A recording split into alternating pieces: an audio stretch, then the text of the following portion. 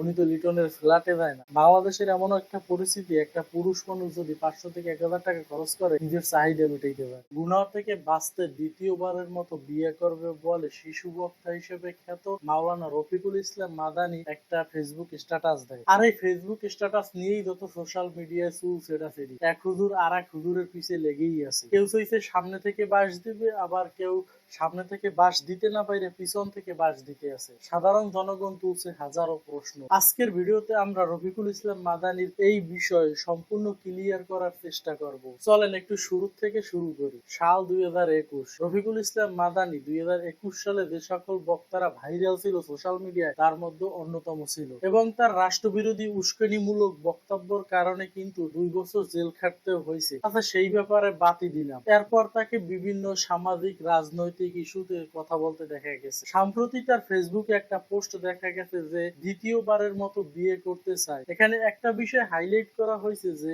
গুনাহ থেকে বাঁচার জন্য দ্বিতীয়বারের মতো বিয়ে করতে চায়। আর এই বিষয়কে কেন্দ্র করে সোশ্যাল মিডিয়া তত টানা হেঁচড়া। কেউ বলতেছে ছোট মরিচের ঝাল বেশি, আবার কেউ বলতেছে হুজুরের জোশ আছে, জোর আছে, আবার কেউ বলতেছে তার স্ত্রী প্রেগনেন্ট থাকা অবস্থায় সে কিভাবে দ্বিতীয় বিয়ে করতে যায়। আবার অনেকেই প্রশ্ন তুলছে যে গুনাহ থেকে বাঁচার জন্য যদি বিয়ে করতে হয় তাহলে গত 2 বছর যে জেলে ছিল তখন কি গুনাহ করে নাই? এরকম হাজার হাজার প্রশ্ন উঠছে সোশ্যাল মিডিয়াতে। এজ এ মুসলমান আমি মেহেদী যদি এই প্রশ্নগুলোর উত্তর দিই তাহলে মনে হয় না এত টানা হেঁচড়ার প্রয়োজন পড়ে। এখানে দুইটা বিষয় সব থেকে বেশি হাইলাইট করা হয়েছে। প্রথমত তার স্ত্রী প্রেগনেন্ট, আর প্রেগনেন্ট থাকা অবস্থায় যেহেতু তার স্ত্রী অসুস্থ, সেখানে সে কিভাবে দ্বিতীয়বারের জন্য বিয়ে করতে চায়। তো আমার জানা মতে, আমার তথ্য সংগ্রহ অনুযায়ী সে তার স্ত্রীর পাশে দীর্ঘ 4 দিন ছিল এবং সেবা যত্ন করছে। আর সে তার বিয়ের জন্য একটা এজেন্সির কাছে বলছিল, এবং সেই এজেন্সি দিয়া এমন একটা ডেট দিছে, আর ডাক্তার তার স্ত্রী প্রেগনেন্টের জন্য এমন একটা ডেট দিছে, দুইটা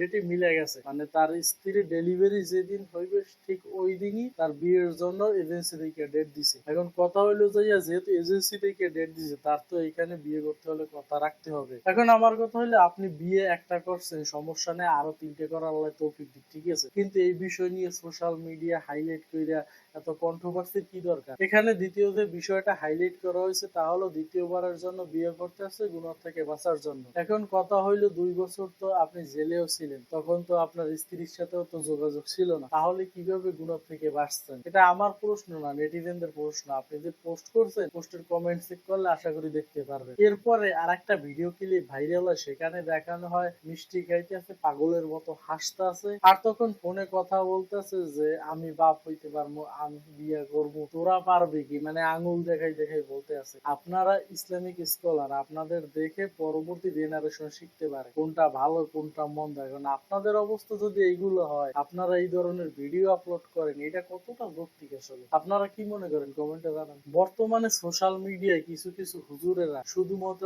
ভিউ আর টাকার জন্য একজনে আর একজনের পিছনে আঠার মতো লাগিয়ে থাকে। কেউ সামনে থেকে বাস দেওয়ার চেষ্টা করে, আবার কেউ সামনে থেকে সাহস না পাইয়া পিছন দিয়ে দেওয়ার চেষ্টা করে। তো এইসব বিষয় নিজের চোখে দেখার পরেও আপনারা কিভাবে আপনাদের পার্সোনাল তথ্যগুলো শেয়ার করেন? আর আপনারা তো সোশ্যাল মিডিয়ায় পরিচিত, তো আপনাদের কবে দ্বিতীয় বিয়ে হইবে, আপনার বউ প্রেগনেন্ট হয়েছে, তো পরবর্তীতে পোলা মাইয়ার কি নাম রাখবেন, তো এইসব পার্সোনাল জিনিস আপনারা বুঝদার মানুষই কিভাবে শেয়ার করেন? আমার মনে হয় আপনার এতদিনের সম্মান, এতদিনের অ্যাচিভমেন্ট শুধুমাত্র একটা কথার কারণেই শেষ করলেন। আমি অতটা জ্ঞানী না, বা আপনাদের মতো অতটা ইসলাম বিষয়ে আমি জানিও না, তবে যতটুকু জানি তাই যদি বলি, আপনার যদি সামর্থ্য থাকে আপনি 4টা বিয়ে বলেন বা তার অধিক আপনি করতে পারেন, তবে ন্যায় ইনসাফ থাকতে হবে, সবাইকে সমান চোখে দেখতে হবে। এখন আপনার বড় স্ত্রীকে ভালো লাগে না, মেজো স্ত্রীর ভালো লাগে, আপনি ছোট স্ত্রীর কাছে যাই ঘুমাইবেন, এইটা করলে তো চলবে না। আপনি যদি ন্যায় ইনসাফ নিয়ে থাকতে না পারেন তাহলে আপনার বিয়ে করার দরকার নেই। এছাড়াও বর্তমানে যে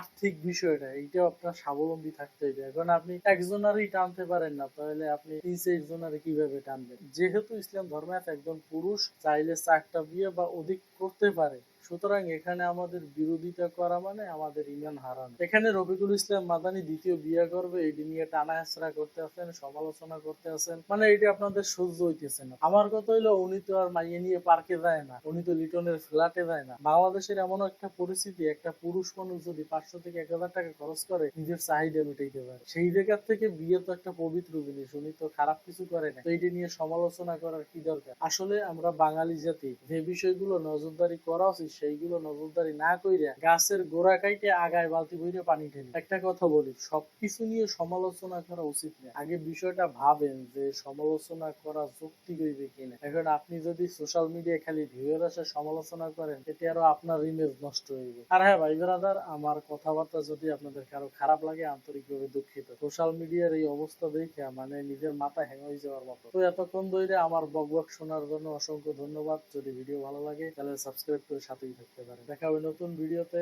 আল্লাহ হাফেজ।